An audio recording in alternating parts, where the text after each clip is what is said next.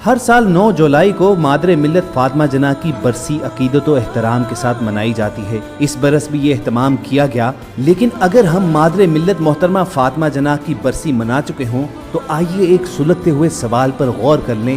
سوال یہ ہے کہ کیا مادر ملت کا انتقال طبعی موت سے ہوا یا ان کو قتل کیا گیا تھا؟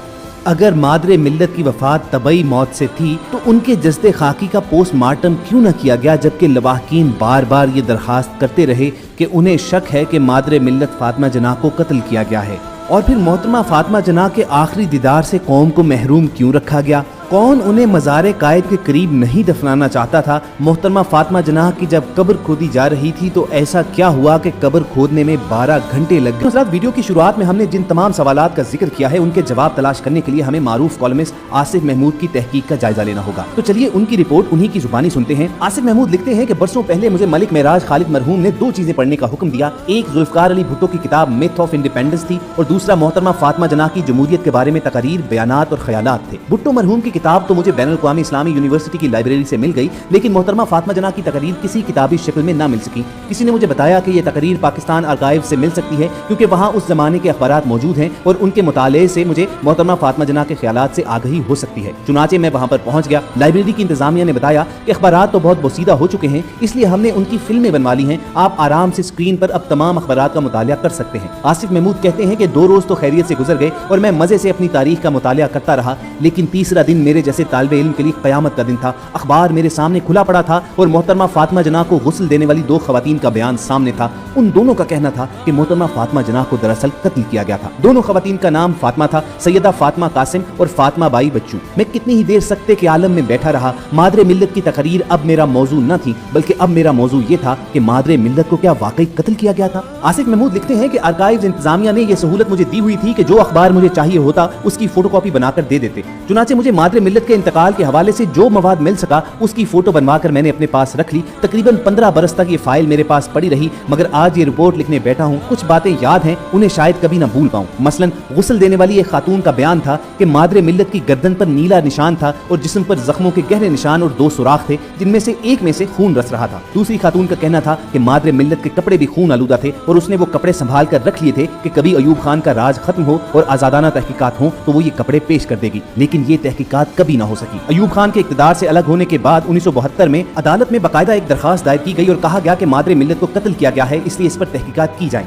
یہ درخواست غلام سرور نے دائر کی تھی اور ممتاز بیگ نامی ایک مجسٹریٹ نے اس کی ابتدائی سماعت کی تھی۔ 17 جنوری کو اس کی دوسری سماعت ہونا تھی، معلوم نہیں وہ سماعت ہو سکی یا نہیں۔ ہمیں آج بھی یہ معلوم نہیں کہ اس درخواست پر عدالت نے کوئی فیصلہ کیا تھا یا نہیں۔ اس معاملے میں بس ایک پرسرار خاموشی ہے۔ ایک زمانے میں مادر ملت کے قتل پر اخبارات میں ایڈیٹوریلز لکھ کر تحقیقات کا مطالبہ ہوتا رہا، پھر ادھر بھی خاموشی چھا گئی۔ ایک زمانے میں سوالات اٹھتے رہے کہ مادر ملت کا آخری دیدار لوگوں کو کیوں نہیں کرنے دیا گیا، جنازے پر لاٹھی چارج اور بلوا کیوں کروایا گیا، پھر یہ سوالات بھی وقت کی دھول میں گم ہو گئے۔ سائرہ ہاشمی نے اپنی کتاب ایک تاثر 2 شخصیات میں لکھا ہے کہ محترمہ فاطمہ جناح کا قتل کیا گیا تھا، ان کے گلے پر بھی نشانات تھے اور ان کے بستر پر خون کے چھینٹے بھی پائے گئے تھے۔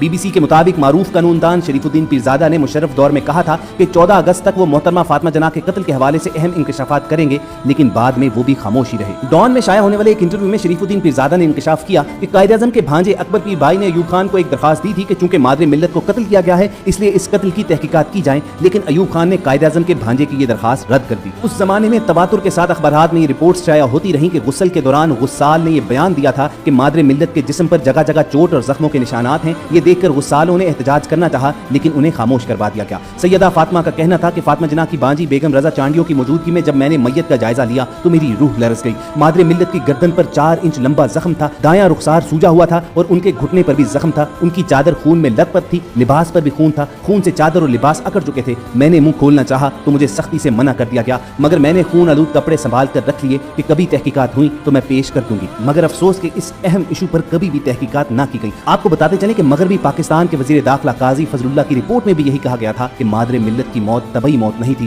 بلکہ ان کا قتل کیا گیا تھا۔ جولائی 1986 کے کراچی کے 7 روزہ اخبار خواتین کے مطابق قتل سے 1 روز قبل مادر ملت میر لائق علی خان کے بیٹے کی شادی کی تقریب میں تھیں اور حشاش بشاش تھیں، مگر صرف 1 روز کے بعد یہ اعلان کر دیا گیا کہ مادر ملت کا انتقال ہو گیا ہے اور ان کے انتقال کی کوئی وجہ بیان بھی نہ کی گئی کہ آخر یہ ایک طبعی موت تھی، کسی طبی وجوہات کی بنا پر یہ انتقال ہوا۔ تاریخ کے مطالعے سے ہمیں پتہ چلتا ہے کہ آخری دنوں میں فاطمہ جناح قصر فاطمہ کے تمام دروازے بند کروا کر چابی اپنے پاس منگوا لیا کرتی تھی اور اگلی صبح کھڑکی سے नीचे चाबी फेंका करती थी। सवाल तो ये है कि उन्हें कोई खौफ था, ये खौफ था तो क्यों था और किसका खौफ था? हकायक से ये मालूम होता है कि उस वक्त की हुकूमत और इंतजामिया किसी सूरत भी नहीं चाहती थी कि फातिमा जना आज़ादी के साथ अपने ख्यालात का इजहार कर सकें। इस कोशिश में वो इस हद तक आगे बढ़ गए थे कि रेडियो पाकिस्तान से उनकी तकरीर के दौरान कुछ मौके पर नशरियात भी रोक दी गई। कुदरतुल्लाह शहाब अपनी किताब शहाबनामा के सफ़ा नंबर 432 में लिखते हैं कि कायद आज़म की वफात के बाद मोहतरमा मिस फातिमा जना और हुकूमत के दरमियान सर्द मेहरी का गुबार छाया और कायद की 2 बरसी आईं और गुजर गईं। दोनों बार मिस जिना ने बरसी के मौके पर कौम से खिताब करने से इनकार कर दिया। इसकी वजह यह थी कि उन पर शर्त लगवाई गई कि ब्रॉडकास्ट से पहले वो अपनी तकरीर का मतन हुकूमत से पास करवाएंगी, मगर उन्होंने इनकार किया और कहा कि वो अपनी तकरीर किसी को नहीं दिखाएंगी। आखिर खुदा खुदा करके कायद आज़म की तीसरी बरसी पर यह तय पाया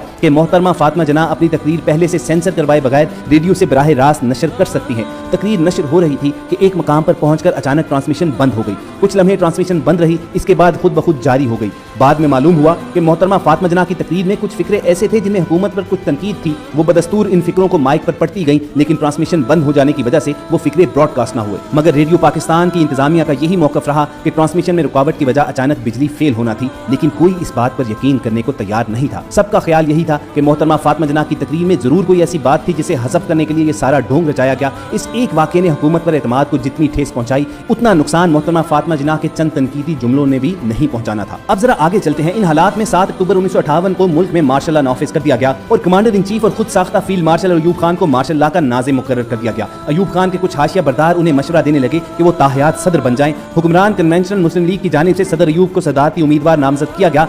मोहतरमा फातिमा जना इब्तिदा में अपोजिशन की तरफ से नामजदगी पर आमादा नहीं थी, लेकिन हिज़्ब मुखालिफ की सियासी पार्टियों के इसरार पर उन्होंने अयूब खान के खिलाफ सदारती इंतखाबात लड़ने की हामी भर ली। 2 जनवरी 1965 को इंतखाबात हुए। इलेक्शन कमीशन के मुताबिक सदर अयूब कामयाब करार दिए गए। गालिबन हुकूमत और मोहतरमा मिस फातिमा जना के दरमियान इन्हीं कशीदगियों की वजह से उनके इंतकाल के बाद मज़ार कायद के अहाते में दफन किए जाने की उनकी ख्वाहिश के बावजूद ये कोशिश होती रही कि उन्हें कराची के कदीम मेवा शाह कब्रिस्तान में दफनाया जाए, ना कि मज़ार कायद पर। लेकिन जब उनका जनाजा उठाया गया तो लाखों की तादाद में अवाम उमड़ पड़ी और मोहतरमा फातिमा जना की तदफीन के लिए अवाम इसरार करने लगी कि उन्हें उनके भाई कायद आज़म मोहम्मद अली जिन्नाह के पास ही दफनाया जाए। चुनाचे हुकूमत को हार मानना पड़ी। तजहीज़ और तकफीन के वक्त अवाम को जनाजे के करीब नहीं जाने दिया गया और यहाँ तक कि उन्हें सुपुर्द खाक करने तक उनके आखिरी दीदार की भी इजाज़त न दी गई। इस दौरान जो भी आखिरी दीदार करना चाहता था उस पर लाठी चार्ज किया गया और आंसू गैस फेंकी गई। यही वजह थी कि लोगों का ख्याल था कि मोहतरमा फातिमा जना की मौत तबई तरीके से नहीं हुई, बल्कि उन्हें कत्ल करके रास्ते से हटाया गया है। ख़वातीन हज़रात, ये तो थी मादरे मिल्लत मोहतरमा फातिमा जना की मौत और तदफीन की कहानी। लेकिन फातिमा जना की मौत पूरे माशरे के लिए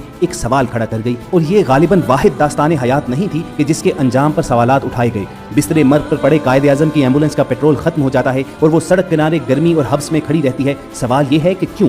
कायद आज़म की एम्बुलेंस का पेट्रोल खत्म हो जाना क्या महज इत्तफाक है या इस बात का इंतजाम किया गया था कि नहीफ व नज़ार बूढ़ा कायद हब्स और गर्मी में इंतकाल कर जाए? लियाकत अली खान का कातिल गिरफ्तार भी हो जाता है, लेकिन मौके पर ही उसे कत्ल कर दिया जाता है और सबूत मिटा दिए जाते हैं और फिर कत्ल की फाइलें भी ज़ाया हो जाती हैं। ये वो तमाम सवालात हैं जो आज भी जवाब के मुंतज़िर हैं।